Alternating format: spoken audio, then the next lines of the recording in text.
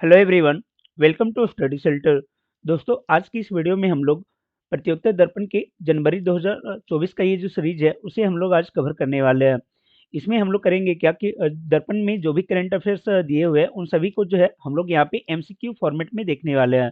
तो अगर आपने दर्पण अभी तक पढ़ लिया है तो आप यहाँ पे जो है एमसीक्यू फॉर्मेट में उसे अटेम्प्ट कर सकते हैं और उसका पूरा डिस्कशन आपको दिया जाएगा, तो आपको वापस से ये रिवीजन भी हो जाएगा। और जो नहीं पढ़े उनके लिए भी फ़ायदेमंद है कि उन्हें जो है ये पूरा कवर कर दिया जाएगा एमसीक्यू फॉर्मेट में और पूरे डिटेल में कवर किया जाएगा। ठीक है, कोशिश किया गया है सारे के सारे टॉपिक जो भी इसमें दिए गए हैं, सारे टॉपिक को इसमें इंक्लूड किया गया है। तो ये आपके लिए जो है ओवरऑल काफ़ी फ़ायदेमंद होने वाला है। अगर एक ओवरव्यू की बात करें तो इस महीने के दर्पण में अगर हम लोग देखेंगे तो आज़ादी का जो अमृत महोत्सव था उसका समापन हुआ है, उससे रिलेटेड है। यूनेस्को की सूची में 2 शहरों को जो है शामिल किया गया है, तो वो भी हम लोग डिटेल में देखेंगे। फिर एक दो जो है रिपोर्ट भी आया है, तो उस रिपोर्ट के ऊपर हम लोग यहाँ पे देखने वाले हैं, क्या कुछ उस रिपोर्ट में दिया गया है। उसके बाद फिर आप जानते हो कि हमेशा जो है बुकर प्राइज़ से रिलेटेड प्रश्न पूछे जाते हैं। मिस यूनिवर्स, बैलन डी'ओर पुरस्कार, ये सारी जो प्राइजेज़ हैं, उनके बारे में भी हम लोग देखने वाले हैं। वहीं अगर खेल की बात करें तो खेल में जो है, जो क्रिकेट का ओडीआई वर्ल्ड कप हुआ था, तो उससे रिलेटेड यहाँ पे हम लोग प्रश्न देखेंगे। नेशनल गेम से रिलेटेड प्रश्न भी अक्सर एग्ज़ाम में पूछे जाते हैं, तो इन सभी को हम लोग देखने वाले हैं। देखो, जो खेल के प्रश्न हैं, खेल क्या है कि दर्पण में आपको पीछे में दिया हुआ रहता है, तो खेल की जो भी प्रश्न है वो आपको वीडियो के अंत में होंगे। ठीक है, इसलिए वीडियो को अंत तक जरूर देखिएगा, ये आपके लिए काफ़ी फायदेमंद होगा। और आपके सारे प्रश्न जो है वो जो भी करंट अफेयर्स के प्रश्न आते हैं आपके एग्जाम में, वो यहाँ से टैली जरूर करेगा, इसलिए आप इस वीडियो को अंत तक जरूर देखें। तो ये बिना देरी किए हुए जो हम लोग शुरू करते हैं आज की सेशन को। देखो, हम लोग स्टेप बाय स्टेप चलेंगे। सबसे पहले जो है नेशनल करंट अफेयर्स है उसे कंप्लीट करेंगे, उसके बाद इंटरनेशनल, फिर इकोनॉमिक, और उसके बाद जो है विविध, और फिर खेल कूद का जो सेक्शन है उन सभी को कंप्लीट करेंगे। यहाँ पे हो सकता है कि स्पीड थोड़ा सा ज़्यादा होगा, तो आप क्या है कि अगर आपको ज़्यादा स्पीड लगे तो थोड़ा सा आप स्पीड को कम करके या फिर अपने अकॉर्डिंग जो है एडजस्ट करके देख सकते हैं। चलिए शुरू करते हैं आज की इस वीडियो में। स्पीड ज़्यादा इसलिए रखा जा रहा है ताकि जो है वीडियो जो है वो कम समय में आपका कंप्लीट हो जाए, लेकिन यहाँ पे कोशिश किया जाएगा आपको अच्छे से समझाते हुए ही वीडियो को कंप्लीट किया जाए। ठीक है, देखते हैं पहले प्रश्न को। पहला प्रश्न है, हाल ही में चर्चा में रहा सिलकियारा सुरंग कहाँ स्थित है? उत्तराखंड, अरुणाचल प्रदेश, जम्मू कश्मीर या हिमाचल प्रदेश? जैसा कि आप सबको मालूम है कि अभी न्यूज़ में ये काफ़ी ज़्यादा रहा था सिलकियारा सुरंग। सिलकियारा सुरंग न्यूज़ में इसलिए रहा था कि इस सुरंग जो निर्माणाधीन था, अचानक से ये जो है लैंडस्लाइड के कारण ये जो है बंद हो जाता है, और उसमें जो है 41 मजदूर जो है वो फंसे रहते हैं। और उन 41 मजदूर को निकालने में जो है काफ़ी मेहनत लगती है, और 17 दिन बाद जो है ये सारे मजदूर निकल जाते हैं। सबसे खुशी की बात ये रही कि इसमें एक भी मजदूर जो है वो आपका हताहत नहीं होता है, और सभी जो है वो सुरक्षित वापस निकलते हैं। तो बस आपको बताना ये है कि ये कहाँ स्थित है। तो ये जो है आपका स्थित है उत्तराखंड में। कहाँ? उत्तराखंड में। और उत्तराखंड के उत्तरकाशी जो जिला है वहाँ पे ये सुरंग था, और ये सुरंग जो है वो आपका यमुनोत्री राष्ट्रीय राजमार्ग पे स्थित था। अब बात है कि ये सुरंग जो है आखिर किस प्रोजेक्ट के तहत आ रहा है? तो ये जो सुरंग है वो आपका चार धाम की जो यात्रा है, ठीक है? गवर्नमेंट का एक प्लान है कि चार धाम की जो यात्रा है उसे जो है ऑल वेदर रोड कनेक्टिविटी से जोड़ दिया जाए। मतलब सभी मौसम में जो है श्रद्धालु वहाँ पे जा सके, ऐसा एक रोड जो है बनाया जाए। तो उसी परियोजना से जो है रिलेटेड ये आपका सुरंग था। ठीक है? तो ये आपको याद रखना है। और अगर चार धाम की बात करें तो उसमें आपका गंगोत्री, यमुनोत्री, केदारनाथ और बद्रीनाथ को इस प्रोजेक्ट के तहत जो है जोड़ने का काम किया जा रहा है। अब इसमें एक वर्ड आया है आपका रेड होल माइनिंग। इसमें जो मज़दूर हैं, मज़दूरों को निकालने के लिए जो है रेड होल माइनिंग का भी उपयोग किया गया था, और यूएसए से भी जो है वो मशीनें मंगाई गई थी। उसके बाद मज़दूरों को निकाला गया। तो अब रेड होल माइनिंग के संबंध में क्या है कि पहले जो है एक सुप्रीम कोर्ट का फैसला आ चुका है। उसने बोला था कि रेड होल माइनिंग को जो है वो बंद कर दिया जाए, प्रतिबंधित कर दिया जाए। ठीक है?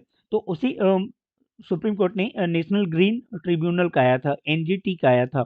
हालाँकि बाद में ये सुप्रीम कोर्ट में जाता है, और सुप्रीम कोर्ट जो है उसके ऊपर वो फैसला को सुरक्षित रखता है। तो देखते हैं रेड होल माइनिंग के बारे में। रेड होल माइनिंग का संबंध किस राज्य से है? झारखंड, छत्तीसगढ़, मेघालय या कर्नाटक? तो रेड होल माइनिंग का संबंध जो है आपका मेघालय से है।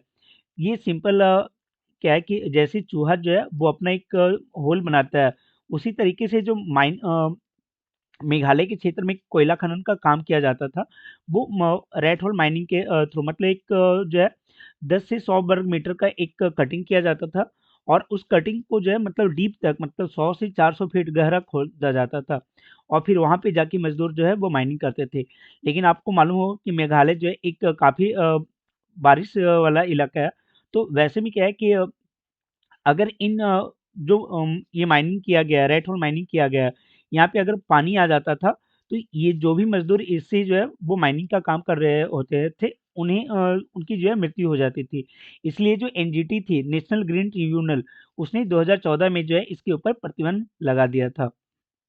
ठीक है, देखते हैं अगले प्रश्न को।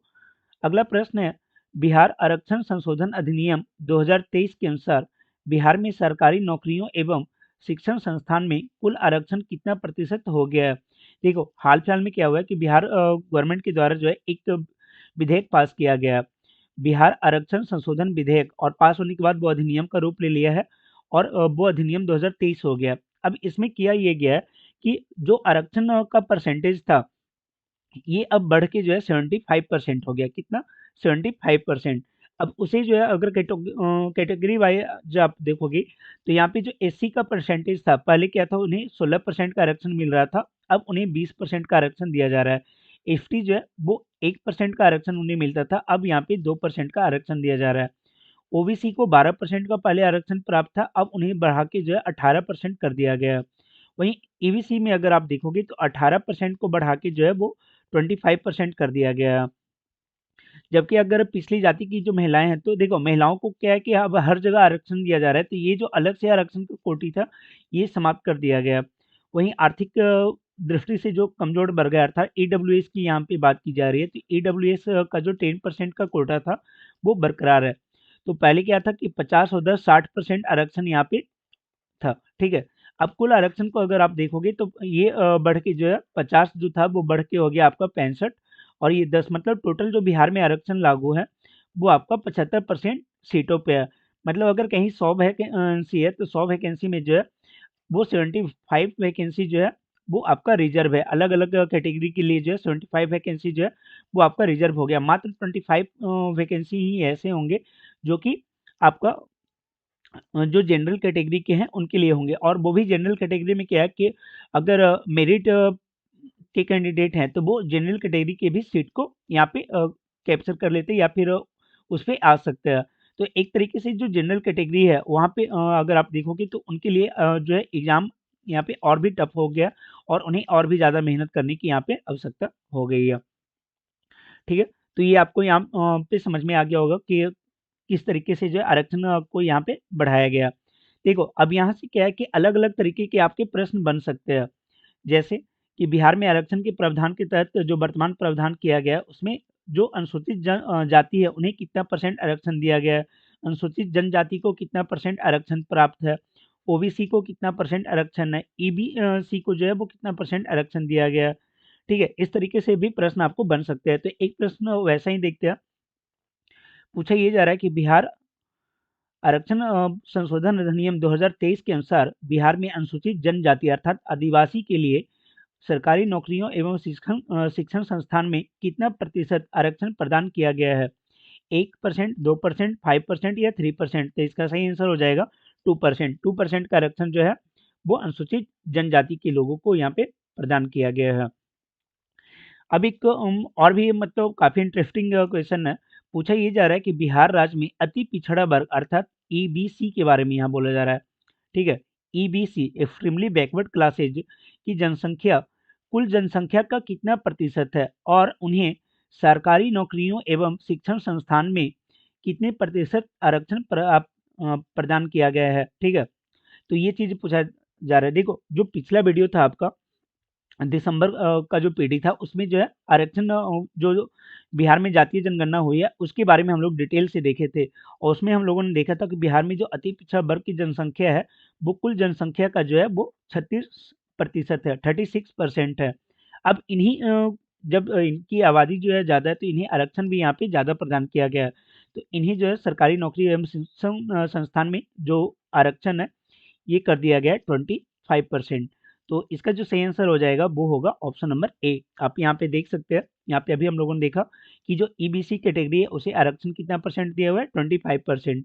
वहीं अगर इनकी आबादी की बात करें तो आप यहाँ पे देख सकते हैं जो अनुसूचित ये अत्यंत पिछड़ा वर्ग है, ठीक है, ईबीसी, ईबीसी की जो कुल जनसंख्या है वो 36.0148% है। कुल जनसंख्या का कितना है, 36.01% जो है ईबीसी की कुल जनसंख्या है। तो आप ये ध्यान रखिएगा कि ईबीसी को जो है की जो कुल आबादी है वो 36% है बिहार की कुल आबादी का, और उन्हें जो आरक्षण प्रदान किया गया है वो 25% आरक्षण प्रदान किया गया है। देखते हैं अगले प्रश्न को। आगे पूछा जा रहा है कि भारत में कितने शहरों को यूनेस्को के क्रिएटिव सिटीज नेटवर्क में शामिल किया गया है, ठीक है, कब किया गया, तो अक्टूबर 2023 में शामिल किया गया। कितने शहरों को, तो इसका सही आंसर हो जाएगा दो शहर को यहाँ पे शामिल किया गया है। देखते हैं आगे। पूछा जा रहा है कि हाल ही में भारत के किस शहर को संगीत के क्षेत्र में यूनेस्को के क्रिएटिव सिटीज नेटवर्क में शामिल किया गया है, कोझिकोड, वाराणसी, ग्वालियर या मुंबई, तो इसका सही आंसर हो जाएगा ग्वालियर। ग्वालियर को जो है वो संगीत की क्षेत्र में जो है यूनेस्को के क्रिएटिव सिटीज नेटवर्क में शामिल किया गया है। आगे है कि हाल ही में भारत के किस शहर को साहित्य श्रेणी में यूनेस्को के क्रिएटिव सिटीज नेटवर्क में शामिल किया गया, इसमें आपका सही आंसर हो जाएगा कोझिकोड। कोझिकोड को जो है वो आपका शामिल किया गया है किसमें, साहित्यिक श्रेणी के कैटेगरी के तहत यूनेस्को के क्रिएटिव सिटीज नेटवर्क में। अब इसमें एक प्रश्न ये बनता है कि आखिर ये कोझिकोड है कहाँ, किस राज्य में स्थित है, तो याद रखिएगा कोझिकोड जो है ये आपका केरल राज्य में स्थित है, और ग्वालियर कहाँ पे है, तो ग्वालियर जो है आपका एमपी में है। ग्वालियर कहाँ है, एमपी में, ठीक है। तो ये दोनों जो है आप ध्यान में रखिएगा। और अगर डिटेल में बात करें तो इस बार क्या है कि देखो 31 अक्टूबर को क्या होता है कि विश्व शहर दिवस मनाया जाता है, वर्ल्ड सिटी डे।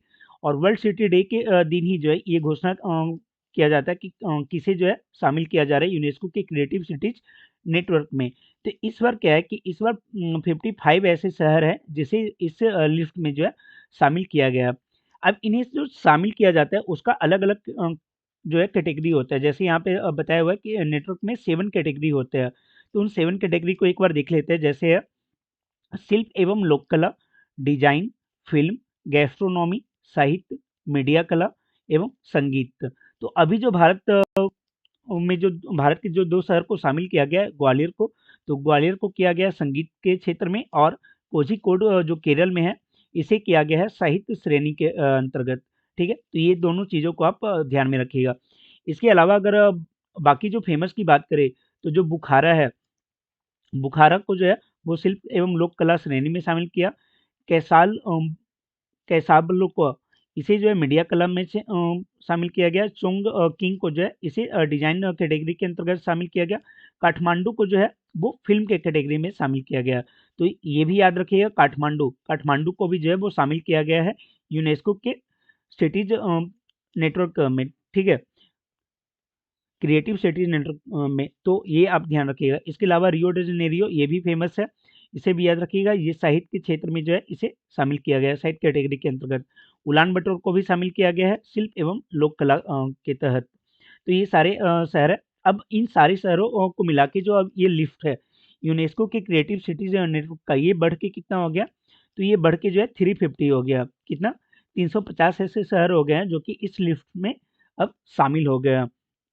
अब बात आता है कि ठीक है इसमें भारत के कितने हैं, तो देखो भारत के जो है अब इन दोनों शहरों को मिलाने के बाद, ग्वालियर और कोझिकोड को मिलाने के बाद भारत के शहरों की संख्या जो है अब बढ़ के कितना हो गया, अब 8 हो गया। तो 8 हो गया, तो पहले के 6 कौन है, तो पहले के 6 में जो है आप देखोगे जयपुर है। जयपुर को 2015 में शिल्प एवं कला जो लोक कला कैटेगरी है उसमें शामिल किया गया था।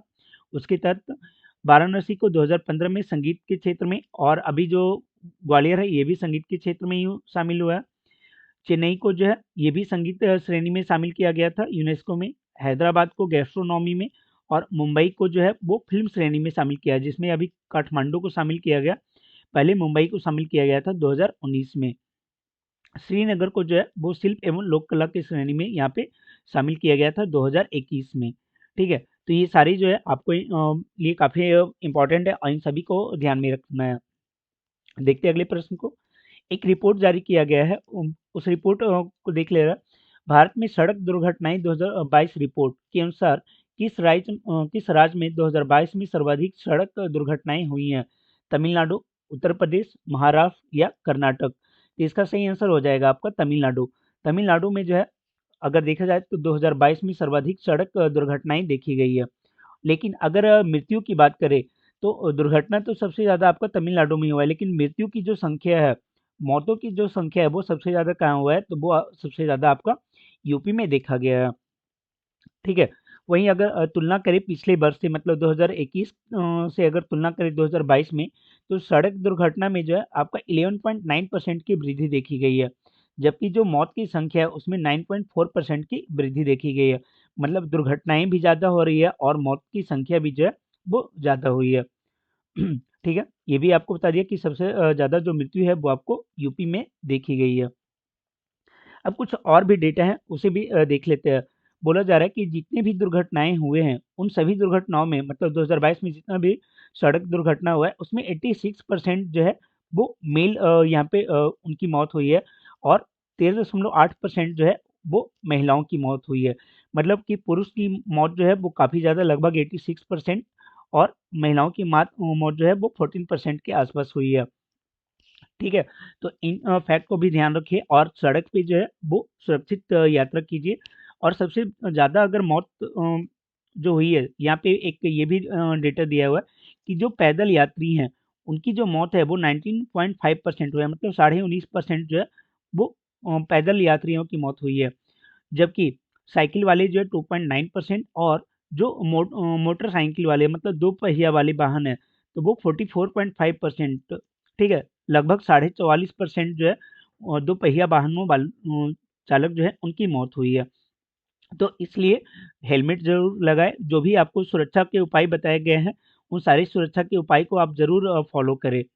ठीक है। ये चीज़ जो है वो जनहित में जारी है, आप इसे जो है जरूर ध्यान में रखें। आगे देखते हैं।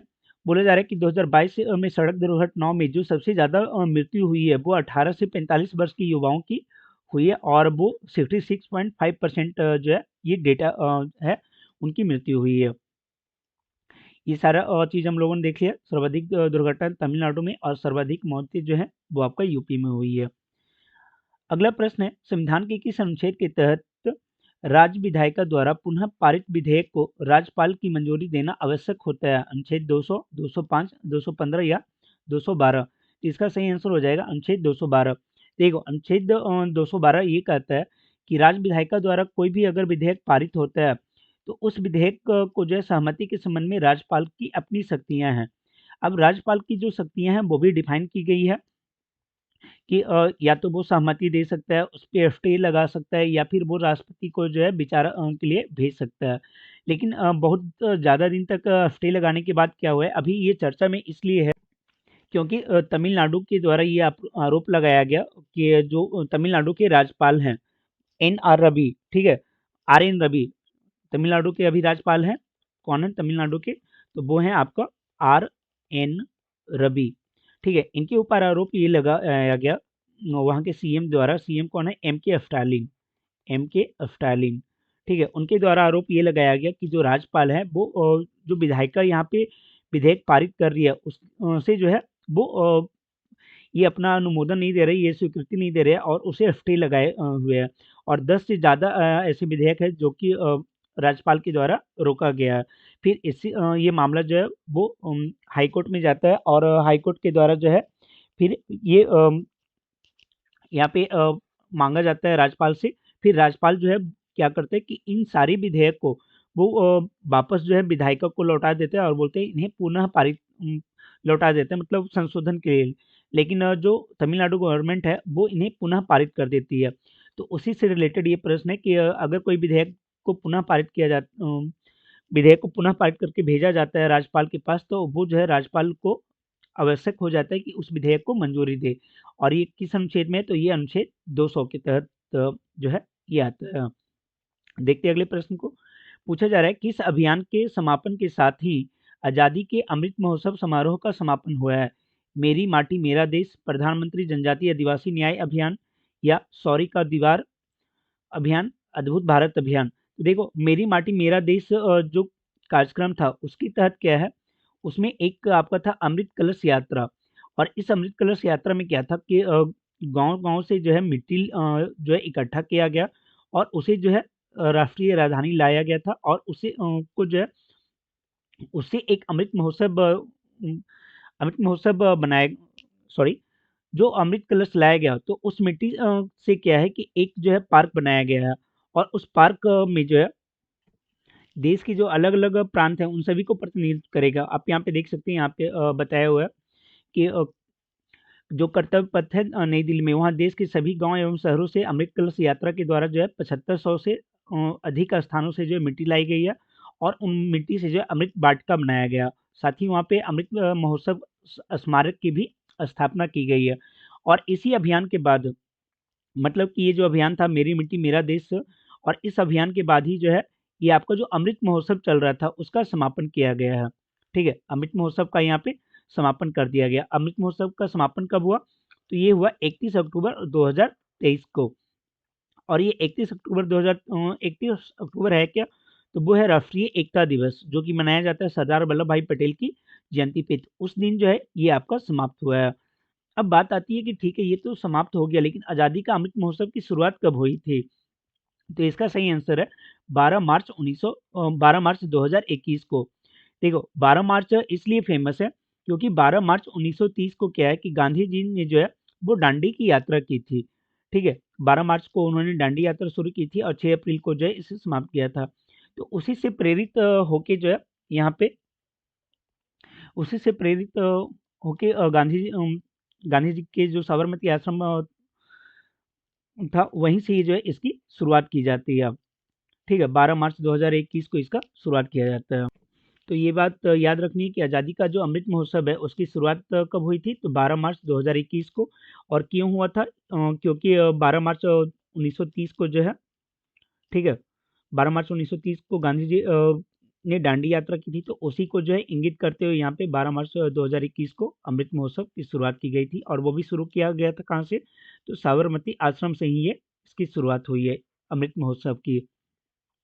और अमृत महोत्सव हम लोग मना क्यों रहे थे? तो आज़ादी का 75 वर्ष होने के उपलक्ष्य में जो है हम लोग आज़ादी का अमृत महोत्सव मना रहे थे। देखते हैं आगे। आगे बताया जा रहा है कि आज़ादी का अमृत महोत्सव जो है लगभग 1000 दिन तक चला है। अब इसी से रिलेटेड एक और प्रश्न है, पूछा ये जा रहा है कि आज़ादी के अमृत महोत्सव के दौरान सर्वश्रेष्ठ प्रदर्शन करने वाले शीर्ष राज्य या केंद्र शासित प्रदेश कौन है? तो देखो, इसमें जो है जो जम्मू कश्मीर है उसे जो है प्रथम स्थान प्राप्त हुआ है। वहीं गुजरात और हरियाणा, इन दोनों को जो है संयुक्त रूप से दूसरा स्थान मिला है, जबकि राजस्थान जो है इस कैटेगरी में जो है थर्ड नंबर पे रहा था।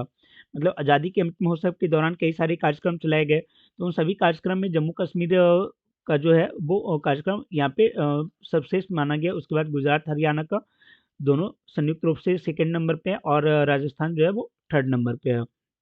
देखते हैं आगे। आगे पूछा जा रहा है आज़ादी के अमृत महोत्सव के दौरान सर्वश्रेष्ठ प्रदर्शन करने वाले शीर्ष मंत्रालय कौन थे? देखो, ये ऐसा कार्यक्रम था कि हर राज्य में मनाया गया और हर मंत्रालय इसे मनाया है। तो अब यहाँ पूछा जा रहा है कौन सा मंत्रालय जो है सर्वश्रेष्ठ प्रदर्शन किया? तो यहाँ पे विदेश मंत्रालय जो है प्रथम स्थान पे रहा और उसके बाद रक्षा मंत्रालय सेकंड नंबर पे, थर्ड नंबर पे रेल मंत्रालय और शिक्षा मंत्रालय दोनों जो है संयुक्त रूप से थर्ड नंबर पे यहाँ पे था। ठीक है, यहाँ पे सारा कुछ दिया हुआ है, आपको ये पीडीएफ प्रोवाइड करवा दिया जाएगा, आप यहाँ पे आराम से देख सकते हैं आप। देखते हैं अगला प्रश्न को। आगे पूछा जा रहा है कि मेरा युवा भारत प्लेटफॉर्म की शुरुआत किसने की? देखो, जैसे माई गॉव है, ठीक है, माई गॉव था गवर्नमेंट का, तो उसी तरीके से माई भारत जो प्लेटफॉर्म है इसकी शुरुआत भी जो है वो 31 अक्टूबर को किया गया। ठीक है, 31 अक्टूबर 2023 को जो है इसकी शुरुआत की गई और इसमें मेनली प्रधानमंत्री के द्वारा ये किया गया और इसका उद्देश्य यही है कि जो देश के युवक है वो एक मंच पे आए और राष्ट्र निर्माण के क्षेत्र में जो है अपनी भागीदारी सुनिश्चित करें। तो उसी को देखते हुए ये जो है प्लेटफॉर्म की शुरुआत की गई है। देखते हैं अगले प्रश्न को। आगे पूछा जा रहा है भारत का 54वां अंतर्राष्ट्रीय फिल्म महोत्सव में सर्वश्रेष्ठ फिल्म का पुरस्कार किसे दिया गया? तो यहाँ पे जो है सर्वश्रेष्ठ फिल्म का जो पुरस्कार दिया गया है वो ऑप्शन नंबर ए अर्थात एंडलेस बॉर्डर्स को दिया गया। किसे? एंडलेस बॉर्डर को। आप यहाँ पे देख सकते हैं, यहाँ पे बताया हुआ है कि जो सर्वश्रेष्ठ फिल्म है उसे जो है स्वर्ण मयूर का पुरस्कार दिया गया और ये जो है कौन सी मूवी है? Endless borders. ठीक है, एंडलेस भी हम लोग पढ़ते हैं, एंडलेस बॉर्डर। और ये किसकी मूवी है? तो ये एक ईरानी मूवी है, ईरानी निर्माता की मूवी है, अब्बास अमीनी की। बाकी भी देख लेते हैं। देखो, ये जो 54वां अंतर्राष्ट्रीय फिल्म महोत्सव है, ये आयोजित कहाँ हुआ था? तो ये आपका जो है गोवा में आयोजित हुआ। कहाँ? गोवा में। और इसका जो उद्घाटन फिल्म था वो था कैचिंग द, और जो इसकी समापन फिल्म थी वो थी द फेवरेट। और इसकी जो है जो ज्यूरी के अध्यक्ष थे वो थे शेखर कपूर। कभी कभी ये भी पूछ लिया जाता है कि ये जो अंतर्राष्ट्रीय फिल्म महोत्सव हुआ उसके ज्यूरी के अध्यक्ष कौन थे? तो इस बार के अध्यक्ष जो है वो आपका शेखर कपूर है। और कौन सा था ये एडिशन, कौन सा था? तो ये आपका 54वां, 54th। ठीक है, तो ये भी याद रखना है। उसके बाद अगर बात करें सर्वश्रेष्ठ अभिनेता की, तो वो जो है ईरानी अभिनेता ही है, पुरिया रहीमी सैम, उन्हें ये दिया गया है। एंडलेस बॉर्डर के लिए ही दिया गया। और जो अभिनेत्री है उन्हें रजत मयूर पुरस्कार दिया गया है।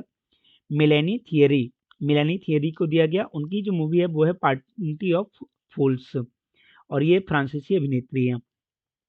ठीक है, आगे है ज्यूरी का विशेष पुरस्कार किसे दिया गया? तो ये भारतीय निर्माता जो निर्देशक है ऋषभ शेट्टी, उन्हें दिया गया फिल्म कंतारा के लिए। और किसी निर्देशक की पहली जो सर्वश्रेष्ठ फिल्म था उसका दिया गया है आजाद काया को। खैर, जो आपको ज़्यादा इम्पोर्टेंट है वो आपको याद रखना है सर्वश्रेष्ठ फिल्म का। उसके बाद अभिनेता याद रख सकते हैं, अभिनेत्री। उसके बाद आपको जो याद रखना है, जूरी वाला याद रखना है, क्योंकि ये इंडियन मूवी को दिया गया।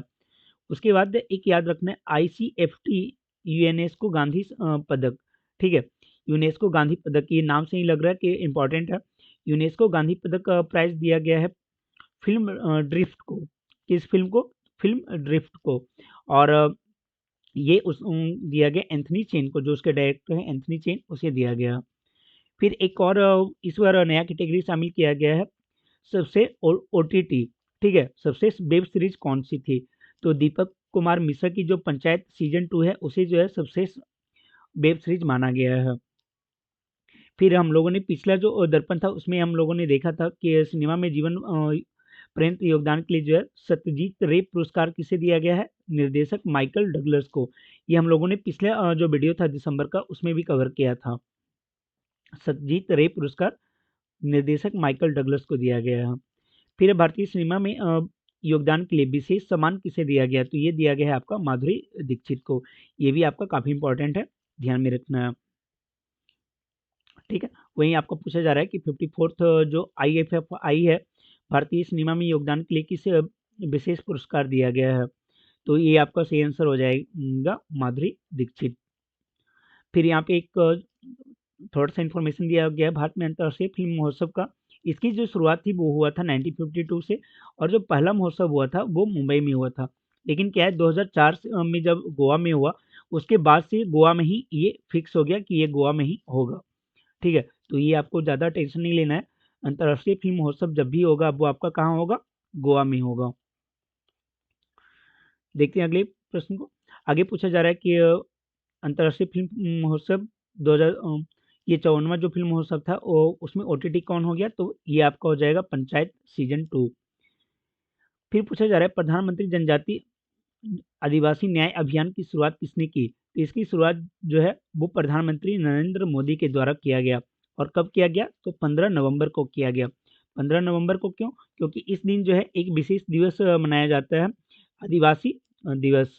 ठीक है, जनजाति गौरव दिवस। 15 नवंबर को कौन सा दिवस मनाया जाता है? जनजाति गौरव दिवस।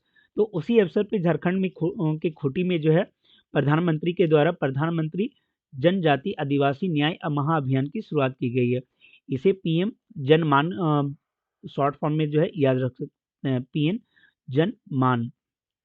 अब ये इसकी शुरुआत क्यों की गई है? इसकी शुरुआत इसलिए की गई है, एक तो विशेष कैटेगरी को यहाँ पे टारगेट किया गया है। कौन सी कैटेगरी को? तो वो टारगेट किया गया है PVTG जो समुदाय हैं उन्हें, अर्थात विशेष रूप से जो कमजोर जनजातीय समूह है।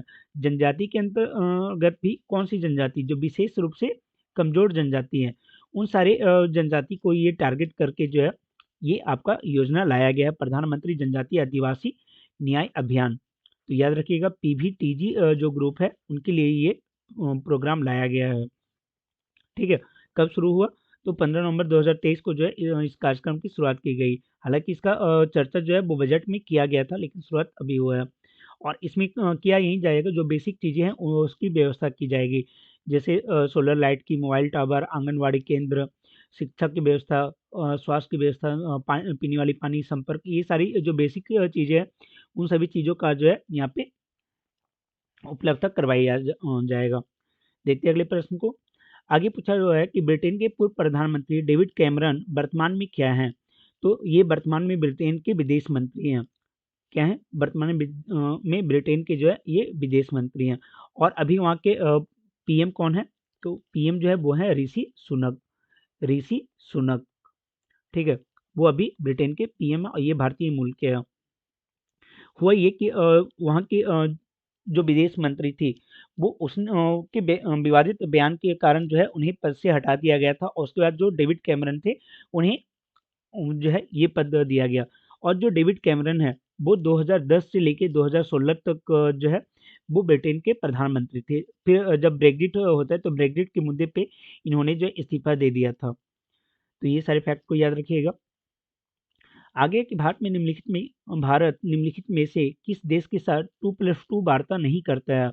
रूस, ऑस्ट्रेलिया, जापान या फ्रांस? तो देखो, इंडिया जो है रूस के साथ करता है, ऑस्ट्रेलिया के साथ करता है, जापान के साथ करता है और एक यूएसए के साथ करता है। तो इन 4 कंट्री के साथ जो है इंडिया 2+2 की वार्ता करता है, जबकि फ्रांस के साथ ऐसी कोई भी वार्ता नहीं होती।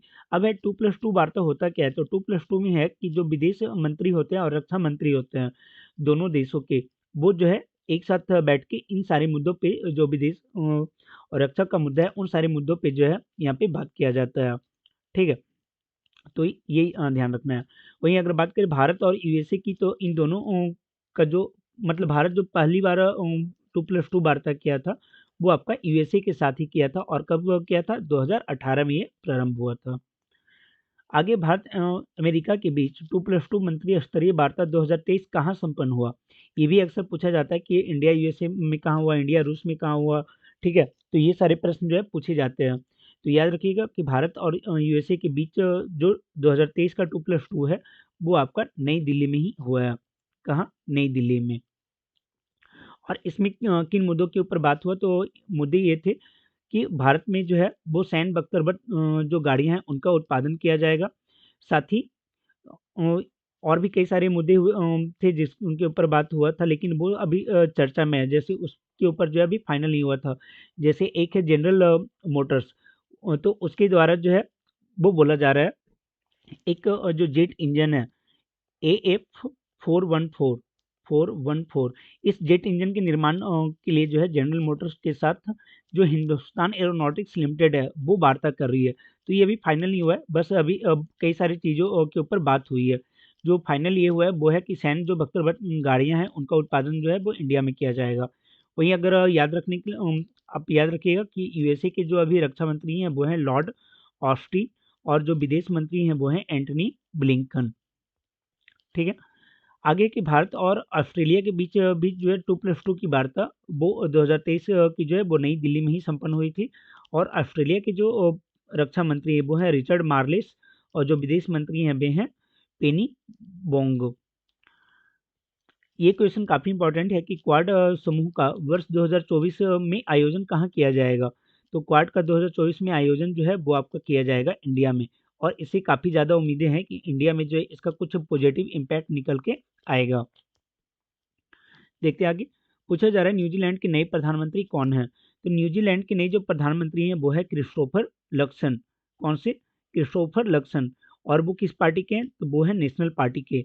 देखो, इस बार जो न्यूजीलैंड में जो वोटिंग हुआ, तो वोटिंग के बाद जो है कोई भी जो पार्टी थी वो बहुमत नहीं लाई। तो इस बार जो हाँ सरकार बनी है वो गठबंधन की सरकार बनी है, जिसमें नेशनल पार्टी, एसीटी न्यूजीलैंड और न्यूजीलैंड फर्स्ट पार्टी, ये तीनों मिलके जो है वो गठबंधन की है। और जो प्रधानमंत्री बने हैं नेशनल पार्टी के बने हैं क्रिस्टोफर लक्सन। तो ये ध्यान रखना है। आगे है जेवियर मिलेई किस देश के नए राष्ट्रपति हैं? तो जेवियर मिलेई जो है वो आपके अर्जेंटीना के नए राष्ट्रपति बने हैं। जेवियर मिलेई कहाँ के? अर्जेंटीना के नए राष्ट्रपति बने हैं। देखते हैं आगे। पूछा जा रहा है भूटान की गेलूफ और भारत के किस शहर के बीच रेलवे लाइन प्रारंभ किया जाएगा? तो इसका सही आंसर हो जाएगा कोकराझार। भूटान के गेलूफ गेलेफू और भारत के कोकराझार, इन दोनों के बीच जो है एक नया रेलवे लाइन बनाया गया है। ठीक है, देख लेते हैं यहाँ पे और भी देखो हुआ ये कि जो भूटान के जो नरेश हैं, ठीक है, भूटान के नरेश कौन है, तो वो है नामग्याल वांगचुक। नामग्याल वांगचुक, ठीक है, नामग्याल वांगचुक। ये जो है भारत के दौरे पे आए हुए थे। तो जब ये आए तो कई मुद्दों के ऊपर बात हुआ और कुछ जो है परियोजनाओं को जो है वो शुरुआत की गई। तो उसी में से एक था भारत के गेलुफ और सॉरी भूटान के गेलुफ और भारत का जो है कोकराझार, इन दोनों के बीच में जो है रेलवे लाइन का प्रारंभ होना, तो उसमें से एक ये था। इसके अलावा जो है अगर भूटान और भारत के रिलेशन को देखोगे तो अभी हाल के दिनों में क्या है कि वहाँ पे एक शुरू किया गया कि तीसरा कोई भी देश जो है, अगर देश के नागरिक अगर चाहें कि वो भारत से भूटान जाए और भूटान से भारत जाए, तो उसके लिए जो चेक पॉइंट बनाया गया है। और वो चेक पॉइंट कहाँ बनाया गया है, तो एक असम में बनाया गया, असम के दारंगा में, और भूटान के सेमुड्रुप जो एरिया है, जोंगखार, सेमुड्रुप और जोंगखार, वहाँ पे इमिग्रेशन चेक पॉइंट बनाया गया। अब इससे क्या है कि भारत के जो नागरिक जो विदेशी नागरिक हैं, जो भारत में आए हुए हैं, वो चाहे तो वो भूटान में भी घूमने के लिए जा सकते हैं। और कोई भी अगर विदेशी नागरिक अगर भूटान आया हुआ है, तो वो पर्यटन के दृष्टिकोण से जो है भूटान से भारत आ सकता है। तो यहाँ पे इमिग्रेशन चेक पॉइंट यहाँ पे बना हुआ है। इसके अलावा एक और नई डेवलपमेंट ये हुई है कि भूटान के छात्रों के लिए जो है असम का जो मेडिकल कॉलेज है, वहाँ पे सीटों की संख्या में भी बढ़ोतरी कर दी गई है। तो प्रश्न बन सकता है कि हाल ही में किस देश के छात्रों के लिए असम के मेडिकल कॉलेजों में सीटों की संख्या में बढ़ोतरी की गई है? भूटान, नेपाल, म्यांमार या बांग्लादेश? तो आपको ध्यान रखना है कि ये जो भूटान के छात्रों के लिए यहाँ पे जो असम का मेडिकल कॉलेज है, वहाँ पे संख्या में सीटों की संख्या में बढ़ोतरी की गई है। आगे भूटान ने इंटरनेशनल बिग कैट अलायंस में जो है शामिल होने का भी निर्णय लिया है। पिछले क्लास में भी हम लोगों ने देखा था कि ये इंटरनेशनल बिग कैट अलायंस की स्थापना कब हुआ था, तो G20 के आसपास जो है इसका मतलब ज़्यादा विस्तार हुआ था। और ऐसे इसकी शुरुआत जो है वो आपको प्रोजेक्ट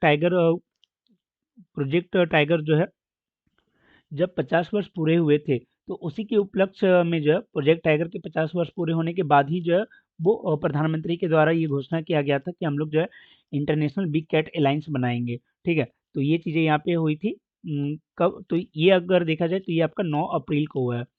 9 अप्रैल 2023 को जो है इसका गठन किया गया था, इंटरनेशनल बिग कैट अलायंस का। अब उसमें कई देश शामिल हो रहे हैं, तो उसमें भूटान भी जो है यहाँ पे शामिल हुआ है। ठीक है, देखते हैं आगे। आगे पूछा जो है वन लाइनर के रूप में देखो कुछ क्वेश्चन जो है जो न्यूज होते हैं वो क्या है कि कोई जरूरी नहीं है कि उसे जो है आप एमसीक्यू में ही देखिए, उसे वन लाइनर में भी जो है वो आपको आसानी से समझ में आ जाएगा, क्योंकि कोई बड़ा न्यूज नहीं था। अफगानिस्तान ने जो अपना दूतावास को अस्थायी रूप से बंद किया, और पिछले वीडियो में हम लोगों ने इसे डिटेल से देखा था। फिर हम लोगों ने पिछले वीडियो में ये भी देखा था कि मालदीव के नए राष्ट्रपति कौन बने हैं, तो मोहम्मद मोइजू, जो कि मालदीव के नए राष्ट्रपति बने हैं। और उन्होंने बोला है कि भारतीय सेना को जो है मालदीव से हटाया जाएगा। ठीक है, उसका अनुरोध जो है उन्होंने किया है। लेकिन मालदीव के नागरिकों के लिए जो है मेडिकल की सुविधाएं और जो भारतीय हेलीकॉप्टर और विमान है, उनके योगदान को जो है वो बरकरार रखने की बात किए हैं। देखते हैं अगले प्रश्न को। आगे पूछा जा रहा है प्रधानमंत्री किसान सम्मान निधि योजना कब शुरू की गई थी? ऑप्शन है 2017, 2018, 2022 या 2019।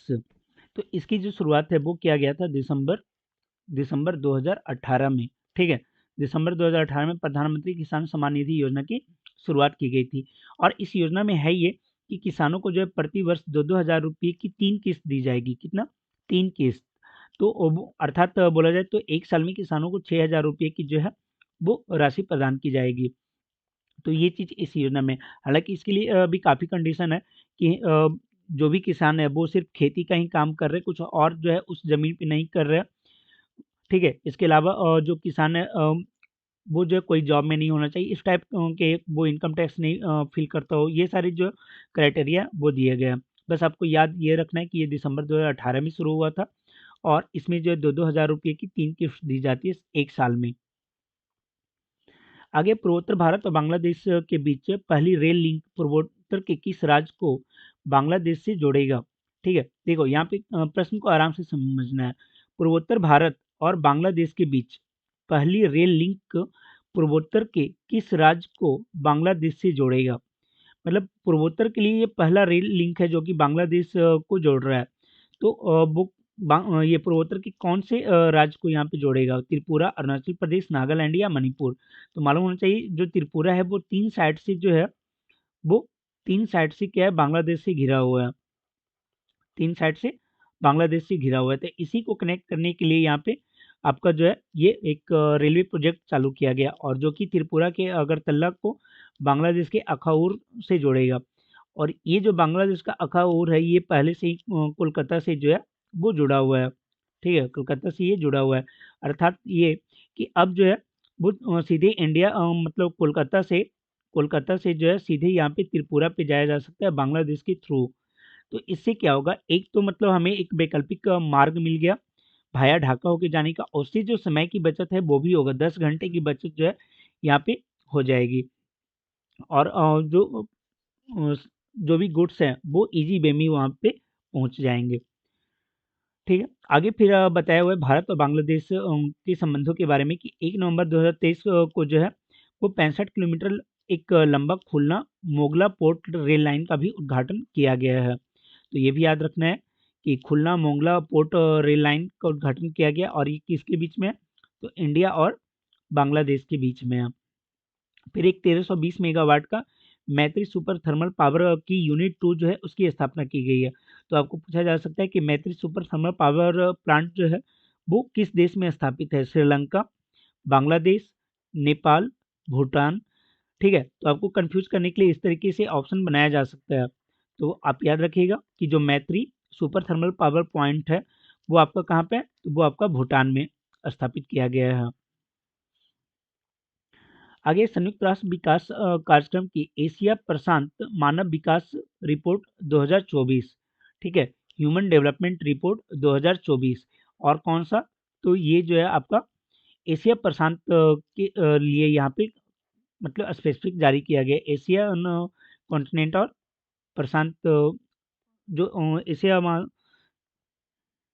सागर है और प्रशांत महासागर है उससे जो जुड़े हुए देश हैं उनसे ये रिलेटेड है। तो देखते हैं इसे। पूछा ये जा रहा है कि संयुक्त राष्ट्र विकास कार्यक्रम की एशिया प्रशांत मानव विकास रिपोर्ट 2024 के अनुसार भारत की प्रति व्यक्ति आय कितनी है? ऑप्शन है $2,389, $3,298 या $442 या $352। तो इसका सही आंसर हो जाएगा $2,389। ये भारत की प्रति व्यक्ति आय बताया गया है संयुक्त राष्ट्र विकास कार्यक्रम अर्थात यूएनडीपी के ये जो रिपोर्ट है उसके अंदर।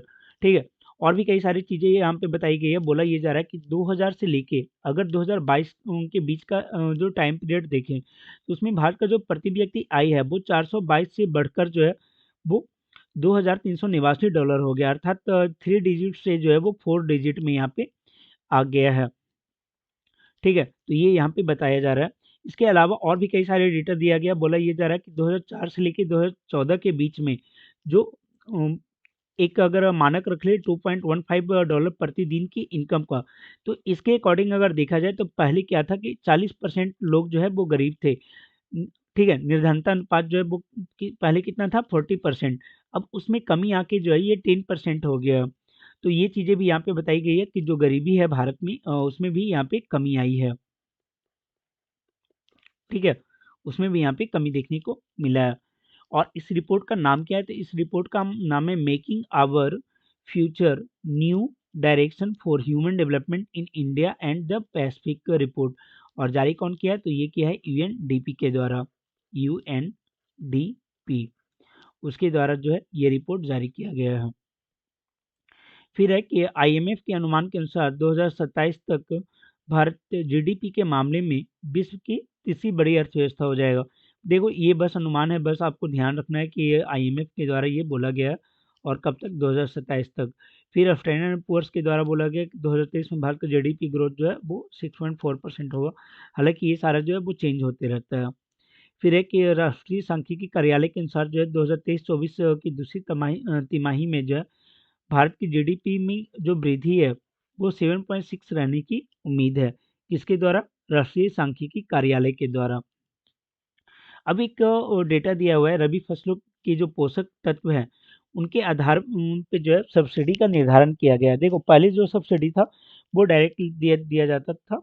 अब क्या है कि उसका निर्धारण कर दिया गया है कि जो पोषक तत्व है उसके अकॉर्डिंग, जैसे नाइट्रोजन, फास्फोरस, पोटेशियम और सल्फर। तो इन सब के ऊपर जो है अ, इनकी जो मात्रा है उसके अकॉर्डिंग यहाँ पे सब्सिडी दी गई है।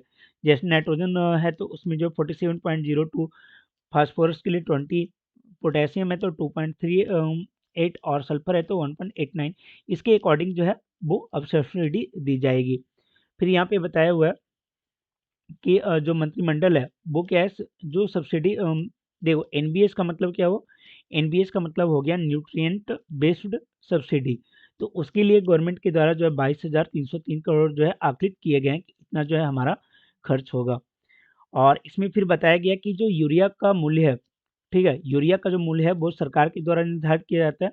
जबकि जो एनबीएस है, ठीक है, एनबीएस मतलब न्यूट्रिएंट बेस्ड जो सब्सिडी है उसमें अर्थात जैसे आप जो फर्टिलाइज़र है जैसे आपका डीएपी हो गया, एनपीके हो गया, एमओपी हो गया, ये जो कंपनियाँ हैं उनके द्वारा ही तय की जाती है। तो ये चीज़ें यहाँ पे दिया गया है कि यूरिया का जो सब्सिडी है वो तो गवर्नमेंट तय करती है, लेकिन आपका जो डीएपी है, एनपीके है या एमओपी है, तो इन सब को जो है वो कंपनी के द्वारा ही तय किया जाता है रेट। अगर आगे है छठी world Congress on disaster management सम्मेलन, इसका आयोजन कहाँ किया गया? तो इसका आयोजन जो है वो आपका हुआ है उत्तराखंड में। ठीक है, उत्तराखंड में इसका आयोजन किया गया, उत्तराखंड के देहरादून में। कौन सा? छठा world Congress on disaster management, और ये हुआ था आपका 28 नवंबर से 1 दिसंबर के बीच में। देखते हैं अगले प्रश्न को। आगे पूछा जा रहा है कि प्रधानमंत्री की सुरक्षा व्यवस्था देखने वाले स्पेशल प्रोटेक्शन ग्रुप एसपीजी के नए प्रमुख कौन बने हैं? तो वो जो है आलोक शर्मा बने हैं। और इन्होंने किसका स्थान लिया है? तो इन्होंने जो है अरुण कुमार सिन्हा का स्थान लिया है। अरुण कुमार सिन्हा का स्थान किसने लिया है? आलोक शर्मा ने। फिर एक आप यहाँ पे नाम देख रहे होंगे नीना सिन्हा। नीना सिंह क्या है कि ये जो है सीआईएसएफ की ये अभी प्रमुख बनी है, और ये पहली प्रमुख महिला प्रमुख है जो कि सीआईएस की बनी है। आगे है एसपीजी का जो गठन है वो आपका कब वो किया गया था? तो 1988 में जो है संसद के में एक अधिनियम लाकर किया गया था। और ये एसपीजी किसका सुरक्षा का काम करता है? तो ये प्रधानमंत्री की सुरक्षा का काम करते हैं, और इसी के जो अध्यक्ष है वो बनाए गए हैं आलोक शर्मा को। देखते हैं अगले प्रश्न को। देखो अभी राष्ट्रपति के द्वारा क्या है कि सर्वोच्च न्यायालय में 3 न्यायाधीशों की नियुक्ति की गई है। न्यायमूर्ति अंगस्टाइन जॉर्ज मसीहा, जॉर्ज मसीह हो गया। फिर एक न्यायमूर्ति संदीप मेहता, न्यायमूर्ति सतीश चंद्र शर्मा। तो इन तीनों की नियुक्ति की गई है। तो इसके बाद जो है सर्वोच्च न्यायालय में कुल न्यायाधीशों की जो संख्या हो गई है वो आपका जो है 34 हो गया। और टोटल वास्तव में संख्या होता कितना है? तो वो आपका 34 ही 33+1 होता है। मतलब ये कि सर्वोच्च न्यायालय जो है अभी अपना फुल फेज के साथ काम कर रही है। जितने भी बेंच हैं वो सारे जो है वो भरे हुए हैं। सभी जो है वो जजों के को नियुक्त कर लिया गया है। आगे सोमनाथ मंदिर ट्रस्ट का अध्यक्ष किसे चुना गया है? तो उसके अध्यक्ष जो है वो चुने गए हैं नरेंद्र मोदी को। और इन्हीं जो है 5 ईयर के लिए चुना गया है। 2023 में चुना गया, अक्टूबर 2023 में, अर्थात ये 2028 तक सोमनाथ जो मंदिर है उसके ट्रस्ट के अध्यक्ष होंगे। आगे देश के नए मुख्य सूचना आयुक्त कौन है? तो याद रखिएगा देश के नए मुख्य सूचना आयुक्त जो है वो श्री हीरालाल समारिया हैं। और ये काफ़ी इंपॉर्टेंट हो जाता है, और पूछा जाए ये कैमे हैं, तो ये 12वीं मुख्य सूचना आयुक्त हैं।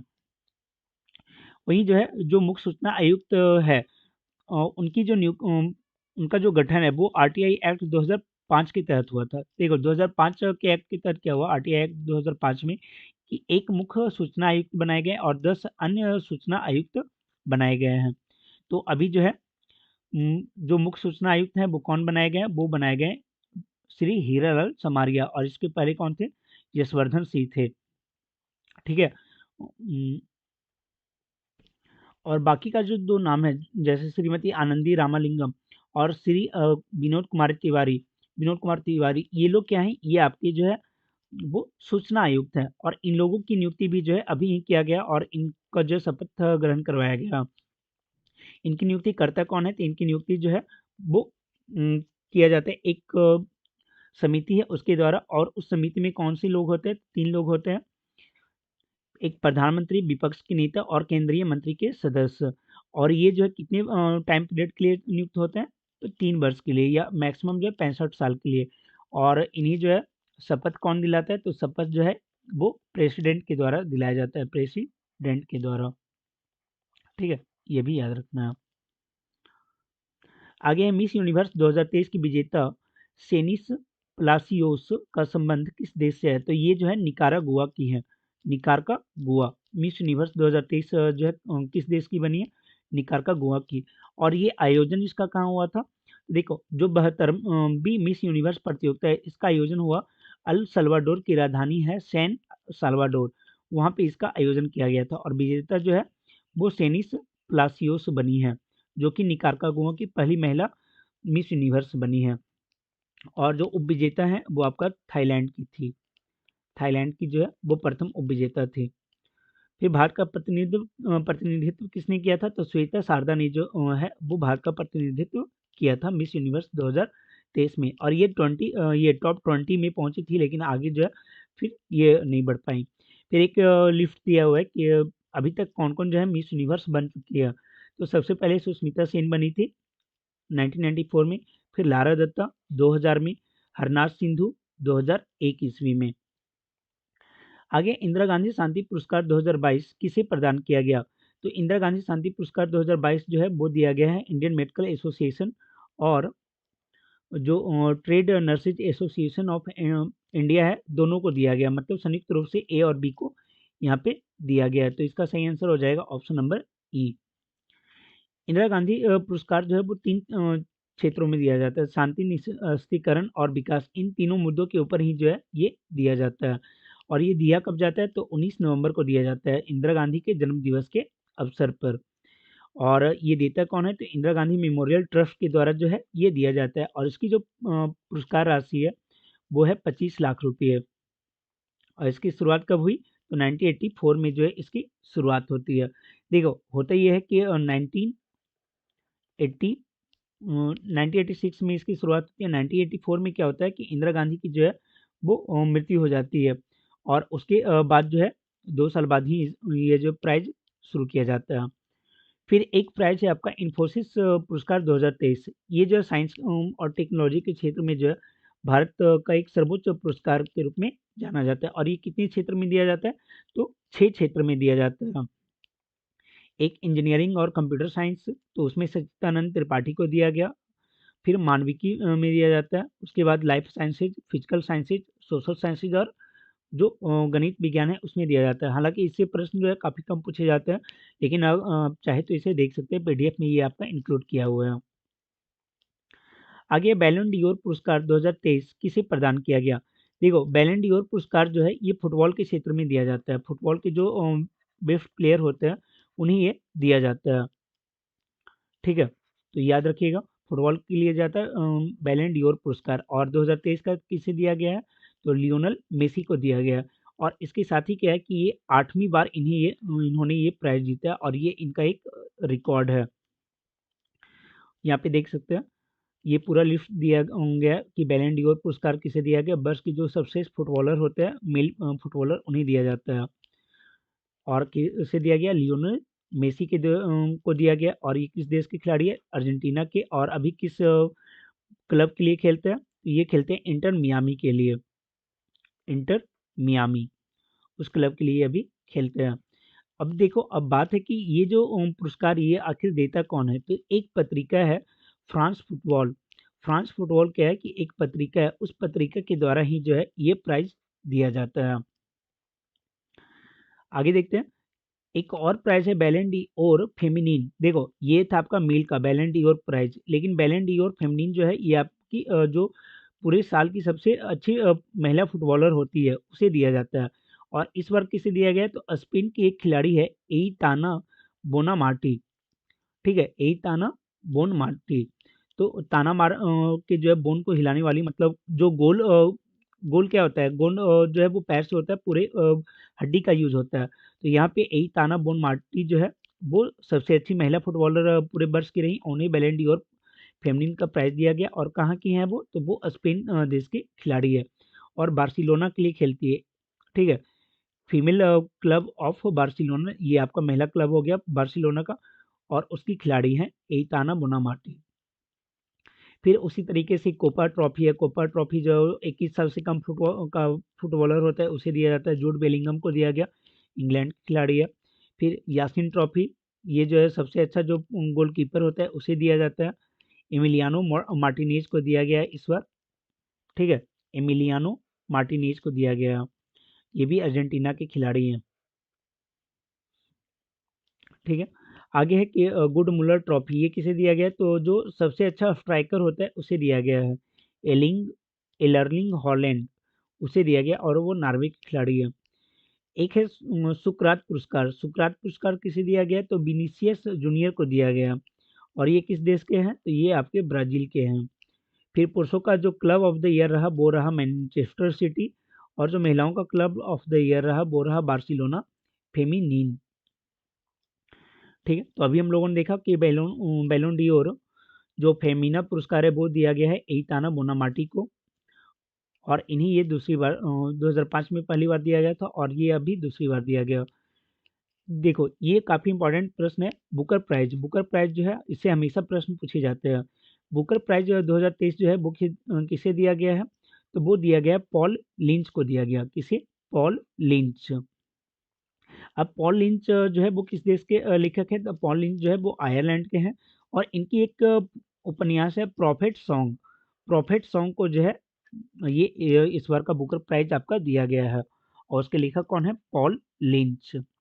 वहीं अगर बात करें बुकर पुरस्कार की, तो इसकी शुरुआत जो है वो 1969 में हुआ था, और इसके अंतर्गत जो प्राइज मनी दिया जाता है वो दिया जाता है 50,000 पाउंड।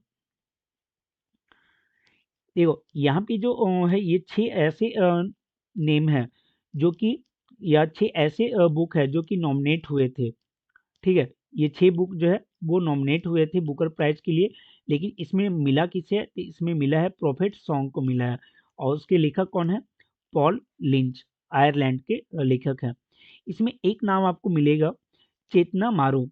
ठीक है, चेतना मारू, ये ब्रिटेन की हैं, लेकिन ये भारतीय मूल की लेखिका हैं, भारतीय मूल की लेखिका हैं, और ये पहली बार ही है कि इनका पहला बुक ही जो है वेस्टर्न लेन, वो आपका बुकर प्राइज के लिए नॉमिनेट हो गया है। ठीक, फिर आगे एक लिस्ट दिया गया है कि अभी कौन कौन से भारतीय हैं या भी भारतीय मूल के लेखक हैं जिन्हें कि बुकर प्राइज मिल चुका है। तो देखो 1971 में जो है BS नायपाल को मिला था, और उनकी जो पुस्तक है वो है इन ए फ्री स्टेट, उसके लिए जो है उन्हें बुकर प्राइज दिया गया था, और ये भारतीय मूल के उपन्यासकार हैं। भारतीय मूल का कहने का मतलब कि पहले भारत के थे, और बाद में जो है किसी और देश के बस गए, या फिर उनके माता पिता जो है किसी और देश, इंडिया के थे, और अभी जाके किसी और देश में बस गए हैं। तो BS नायपॉल उन्हें की जो है, देखो ये सारे ऐसे बुक है जिससे जो है आप कोई भी एग्जाम दो वहाँ पे प्रश्न आपको देखने को मिलेंगे ही मिलेंगे, इसलिए इसे ध्यान में रखना जरूरी है। इन ए फ्री स्टेट किसने लिखा है, तो BS नायपॉल ने। मिडनाइट चिल्ड्रेन किसकी पुस्तक है, तो ये भी सलमान रुश्दी की है, और इन्हें जो 91 में बुकर प्राइज मिला था। The God of small things, ये जो अरुंधति राय को इस पुस्तक के लिए दिया गया। द इनहेरिटेंस ऑफ लॉस, इसके लिए जो है किरण देसाई को दिया गया, और द वाइट टाइगर, इसके लिए जो है अरविंद अडिगा को जो है बुकर प्राइज दिया गया था, और कब दिया गया, 2008 में। तो अभी तक जो है ये 5 ऐसे भारतीय या भारतीय मूल के लोग हैं जिन्हें कि बुकर प्राइज दिया गया है, और इन नामों को जो है आप जरूर याद रखें। अगला इंटरनेशनल एमी पुरस्कार 2023 की सर्वश्रेष्ठ कॉमेडी सीरीज का पुरस्कार किसे दिया गया, देखो ये दिया गया है वीर दास को। इनकी एक जो है वेब सीरीज आती है वीर दास लैंडिंग। ठीक है, वीर दास लैंडिंग, ये एक वेब सीरीज आती है, और ये काफ़ी फेमस है, और उसी वेब सीरीज के लिए जो है इन्हें सर्वश्रेष्ठ कॉमेडी सीरीज का अवार्ड दिया गया इंटरनेशनल एमी पुरस्कार के तहत।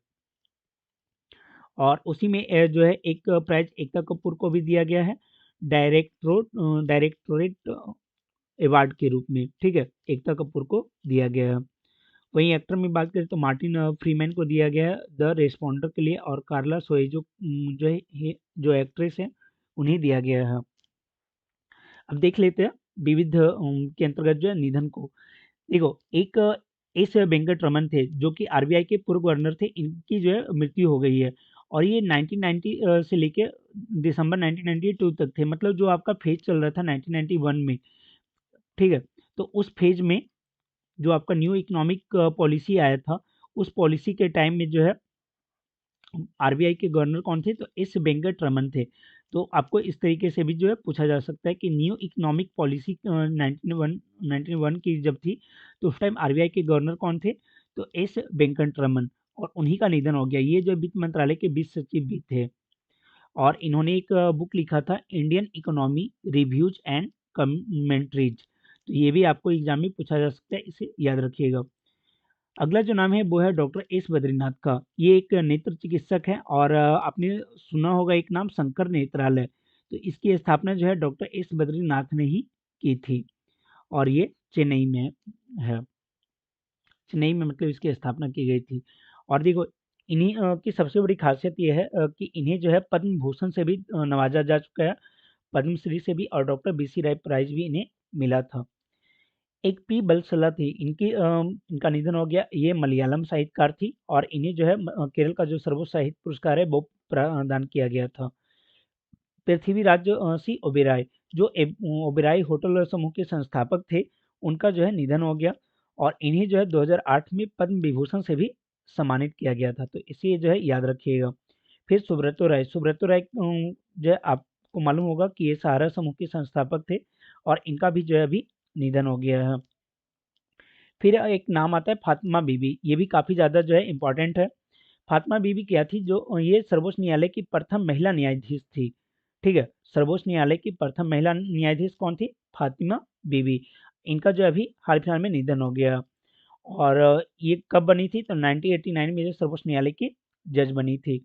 और पहले जो है वो केरल हाई कोर्ट की जज थी, और बाद में सुप्रीम कोर्ट की जज बनी।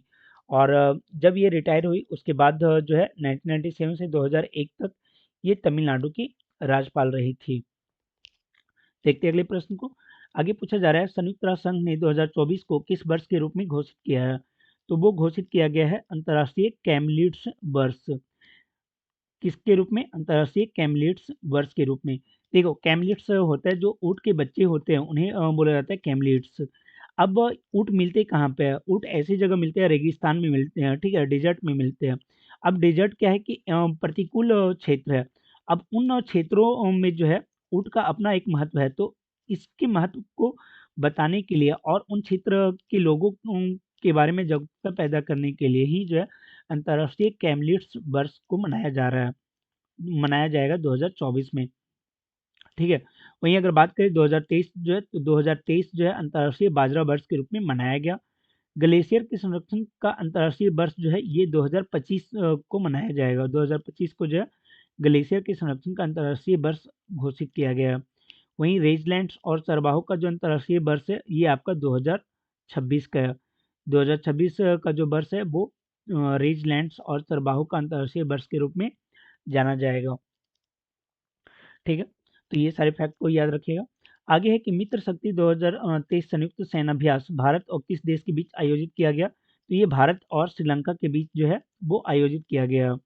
मित्र शक्ति 2023 भारत और श्रीलंका के बीच में, और कहाँ हुआ, तो ये आपका 9वां संस्करण था जो कि पुणे में आयोजित हुआ, और भारत का प्रतिनिधित्व जो है मराठा इन्फेंट्री के द्वारा किया गया। आगे है मीराबाई की स्मृति में कितने रुपए का स्मारक डाक टिकट जारी किया गया है, 5 रुपया, 50 रुपया, 500 या 525। तो देखो, मीराबाई की स्मृति में जो है 5 रुपये का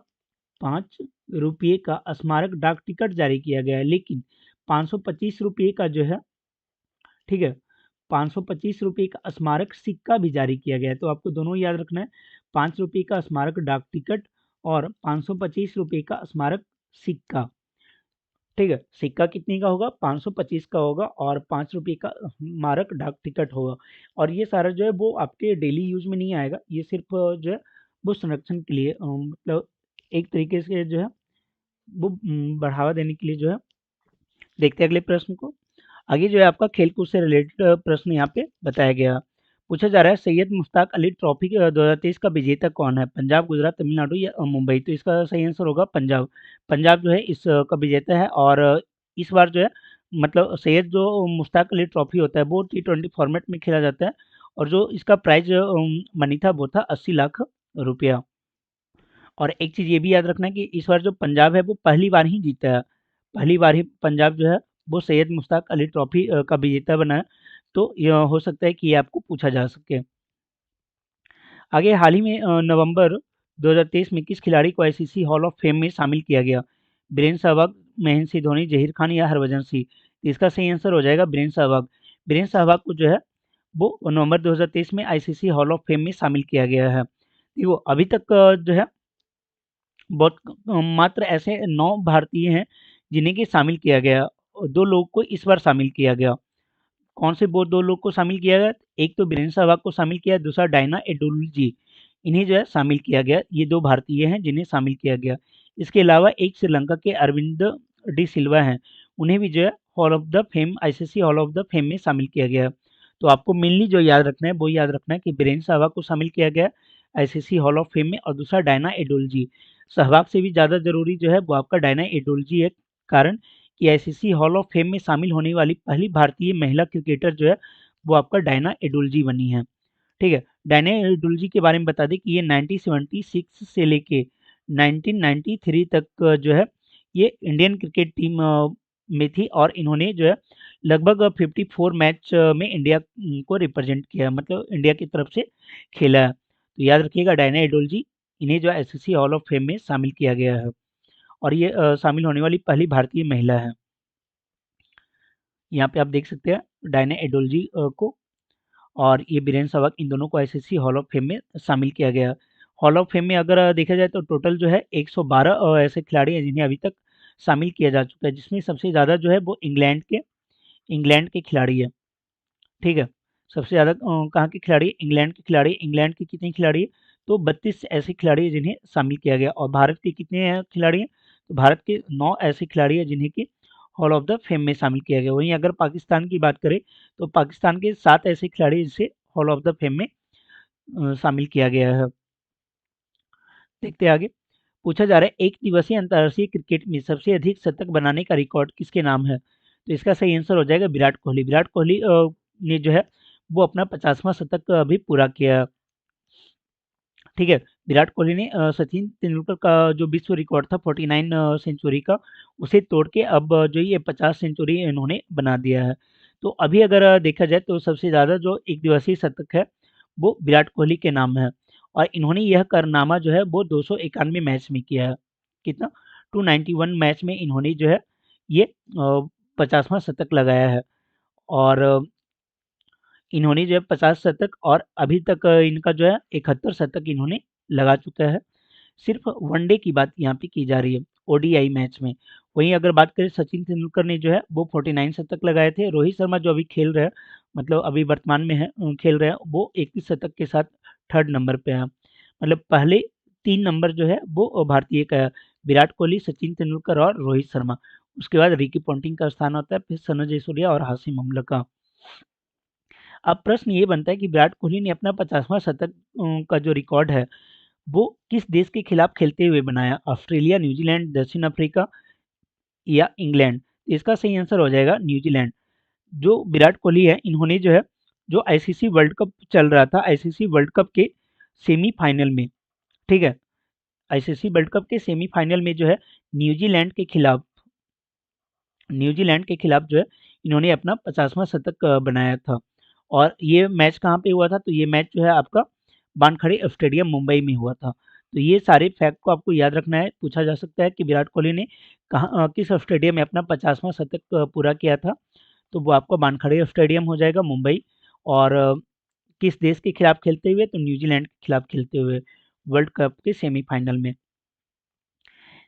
एक अजीब घटना घटी है इस बार क्रिकेट में। पहली बार है कि अंतर्राष्ट्रीय क्रिकेट में जो है कोई टाइम आउट हुआ है।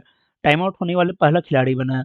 तो कौन है वो पहले खिलाड़ी? सूर्य कुमार यादव, एंजेलो मैथ्यूज, साकिब उल हसन या संदीरा विक्रम सिंघे? तो इसका सही आंसर हो जाएगा एंजेलो मैथ्यूज। देखो एंजेलो मैथ्यूज जो है वो श्रीलंका के खिलाड़ी है। हुआ ये कि जब सदीरा विक्रम सिंह है, ये जब आउट होते हैं, आउट होने के बाद जब ये वापस जाते हैं पवेलियन में, उसके बाद एंजेलो मैथ्यूज आते हैं। एंजेलो मैथ्यूज जो है वो आते हैं, और जो टाइम होता है कि आपको 2 मिनट के अंदर जो है वो क्रीज पर आके अगली बॉल खेलना है।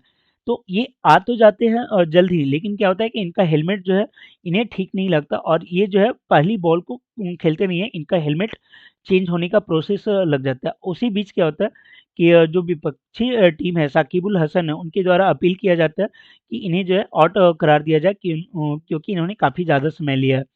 तो उसी के बाद एम्पायर के द्वारा रिव्यू किया जाता है, उसके बाद इन्हें जो है टाइम आउट दे दिया जाता है। तो याद रखिएगा कि किसी भी बल्लेबाज के आउट या रिटायर होने पर अगला बल्लेबाज यदि 2 मिनट के भीतर क्रीज पर अगली बॉल नहीं खेलता है तो उसे टाइम आउट माना जाता है। ठीक है, ये एक काफ़ी अच्छा क्वेश्चन बन सकता है, तो ये आपको ध्यान रखना है।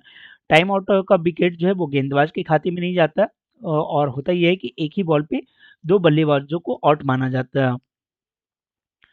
देखते हैं अगले प्रश्न को। आगे पूछा जा रहा है कि 23वां एशियाई तीरंदाजी चैंपियनशिप जो है 2023, ये कहाँ खेला गया? तो ये इसका आयोजन जो है थाईलैंड के बैंकॉक में हुआ था, और भारत ने जो है इसमें कुल 7 पदक जीते हैं। कितने? 7। और उन 7 पदक में 3 गोल्ड, 1 रजत और 3 कांस्य पदक थे। और टेबल में जो है ये दूसरे नंबर पे था। पहले नंबर पे कौन था? तो दक्षिण कोरिया था 11 पदकों के साथ। वहीं एशियाई पैरा तीरंदाजी चैंपियनशिप जो है ये भी आपका बैंकॉक में ही खेला गया, और इसमें इंडिया ने जो है 9 पदक जीते। कितने? 9 पदक, 4 गोल्ड, 4 रजत और 1 कांस्य पदक। और इसमें इंडिया जो है वो पहले पायदान पे रहा, प्रथम स्थान पे रहा पदक तालिका में। इसमें एक 16 वर्षीय शीतल देवी है, वो बिना भुजा की, मतलब वो अपने पैर से जो है वो तीरंदाजी करते हुए उन्होंने जो है मेडल हासिल किया, और इन्होंने 3 मेडल हासिल किया, जिसमें एक इनका गोल्ड मेडल है। ठीक है, तो काफ़ी बड़ी बात है कि बिना हाथ होने के बावजूद इन्होंने तीरंदाजी किया, और 3 मेडल जो है अपने देश के नाम किए। आगे है कि 24वां एशियाई तीरंदाजी चैंपियनशिप 2025 की मेजबानी कौन सा देश करेगा? तो याद रखिएगा इसकी मेजबानी जो है वो बांग्लादेश करेगा। कब? 2025 में। अगला प्रश्न है कि डेविस कप 2023 का विजेता कौन है? ऑस्ट्रेलिया, इटली, भारत या स्पेन? तो इसका सही आंसर हो जाएगा इटली। इटली जो है वो 1976 के बाद के 47 ईयर्स बाद दूसरी बार यह जो है टूर्नामेंट जीता है, डेविस कप। और डेविस कप रिलेटेड किससे है? तो ये आपका टेनिस से रिलेटेड है। आगे पूछा जा रहा है कि पेरिस मास्टर्स टेनिस टूर्नामेंट का पुरुष एकल विजेता कौन है? तो नोवाक जोकोविच। और युगल में जो है उप विजेता रोहन बोपन्ना और मैथ्यू एवडेन है, इसलिए ये आपको पूछा जा सकता है। ठीक है, रोहन बोपन्ना जो इसमें शामिल थे। बस आपको ये याद रखना है कि पेरिस मास्टर्स जो है या उसका पुरुष एकल कौन जीता है? नोवाक जोकोविच। आगे है कि 37वां राष्ट्रीय खेल 2023 में ओवरऑल चैंपियन की राजा भलिंदर सिंह ट्रॉफी का खिताब किसने जीता? तो ये जीता है आपका महाराष्ट्र ने। किसने? महाराष्ट्र। देखो 37वां राष्ट्रीय खेल जो है ये खेला कहाँ गया? तो ये आपका गोवा में खेला गया, गोवा में। ठीक है, और इसमें ओवरऑल चैंपियन कौन बना है? तो वो बना है आपका महाराष्ट्र। कितने पदकों के साथ? तो कुल जो है 228 पदक महाराष्ट्र ने जीते हैं, जिसमें 80 जो है गोल्ड, 59 रजत और 79 जो है आपका ब्रॉन्ज है। ठीक है, और उसके साथ जो है ये नंबर 1 पे रहा। उसके बाद सेना का नंबर आता है, उसके बाद थर्ड नंबर पे आपका हरियाणा होता है। तो जो विजेता है, विजेता को जो है राजा भलिंदर सिंह ट्रॉफी का खिताब दिया गया है। ठीक है, अब आगे जो है उसी से रिलेटेड है कि आयोजन हुआ गोवा में, इसका शुभंकर जो है वो मोगा है। मोगा क्या है? एक आपका बाइसन है, मतलब भैंस आप बोल सकते हो, भैंस है, और भैंस को ही जो है गौर के नाम से भी जाना जाता है, और उसी का नाम दिया गया है मोगा। मोगा का जो है वो कोंकणी लैंग्वेज में अर्थ होता है प्रेम। कोंकणी लैंग्वेज में क्या अर्थ होता है मोगा का? प्रेम। फिर गौर को इसलिए भी मनाया गया कि गोवा का जो राजकीय पशु है वो क्या है? गौर है। और ये जो 37वां राष्ट्रीय खेल हुआ, उसका जो आदर्श बाग था वो था गेट सेट गोवा। और अभी बताया कि ओवरऑल चैंपियन कौन था? तो महाराष्ट्र था। जो सर्वश्रेष्ठ खिलाड़ी था वो थे श्री हरि नटराजन, और वो तैराकी खेल से संबंधित है और महाराष्ट्र के हैं। वहीं महिला खिलाड़ी की अगर बात करें तो संयुक्ता प्रसन्न काले महाराष्ट्र की, और परिणीति नायक, ये संयुक्त रूप से जो है सर्वश्रेष्ठ महिला खिलाड़ी चुनी गई हैं। और ये इन दोनों का संबंध जो है वो किससे है, तो जिम्नास्टिक, जिम्नास्टिक से जो है इन दोनों का संबंध है। ठीक है, तो ये भी आप याद रख सकते हैं। यहाँ पे देख सकते हैं ये खिलाड़ी श्री हरि नटराज हैं, और इन्हें जो ट्रॉफी कौन दे रही है, तो भारतीय ओलंपिक संघ की जो अध्यक्ष है पीटी उषा, उनके द्वारा ये ट्रॉफी दिया जा रहा है। आगे 38वां राष्ट्रीय खेल 2024 की मेजबानी कौन सा राज्य करेगा, तो 38वां राष्ट्रीय खेल 2024 की मेजबानी जो है वो आप का किया जाएगा उत्तराखंड के द्वारा। ठीक है, उत्तराखंड जो है इसकी मेजबानी करेगा। देखते हैं अगले प्रश्न को। आगे कि भारत में खेला गया आईसीसी ओडीआई विश्व कप का कौन सा संस्करण था। अभी हम लोगों ने देखा कि विराट कोहली ने जो है वो 50 शतक मारा था ओडीआई वर्ल्ड कप में। और ये हुआ कहाँ था, तो ये भारत में हुआ था। लेकिन ये आईसीसी ओडीआई विश्व कप का कौन सा संस्करण था, तो याद रखिएगा ये आपका जो है 13वां संस्करण है। कौन सा, 13वां, 13th एडिशन था ये आईसीसी ओडीआई वर्ल्ड कप का। और इसी तरीके के प्रश्न जो है वो आपके एग्जाम में पूछे जाते हैं। आयोजन कहाँ हुआ, भारत में हुआ। कुल कितने टीमें थी, तो 10 टीमें थी। 10 टीमों का यहाँ पे नाम आपका दिया हुआ है, और उसके जो कैप्टन है वो आपके दिए हुए हैं।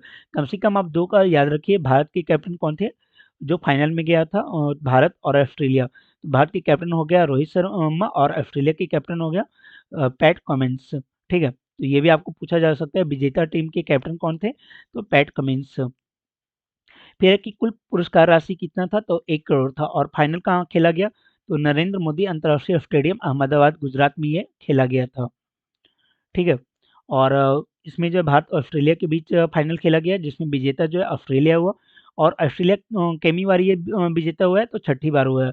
और विजेता को कितना मिला, तो 40 लाख रुपया मिला, और उप विजेता को जो है 20 लाख रुपये दिए गए।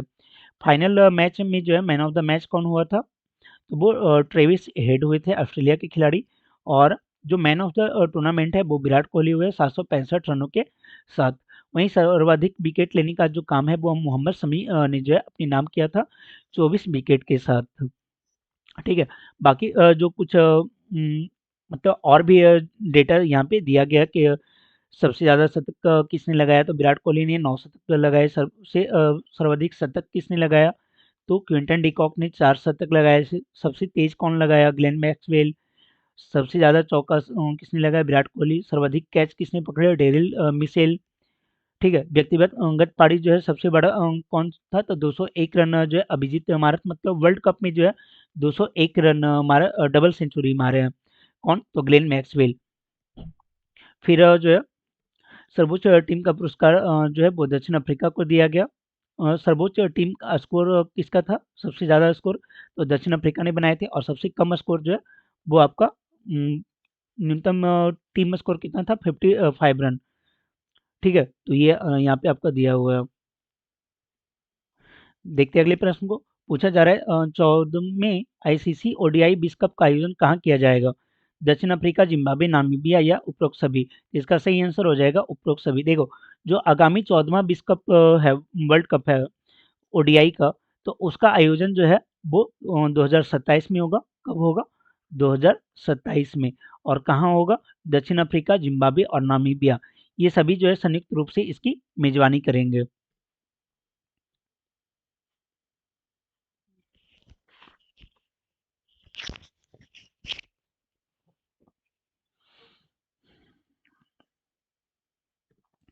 तो ये जो है इसमें सारे यहाँ पे कवर कर लिया गया। एक यहाँ पे जो है आपका थोड़ा सा मिसिंग रह गया, उसे ऐड कर दिया जाएगा पीडीएफ में।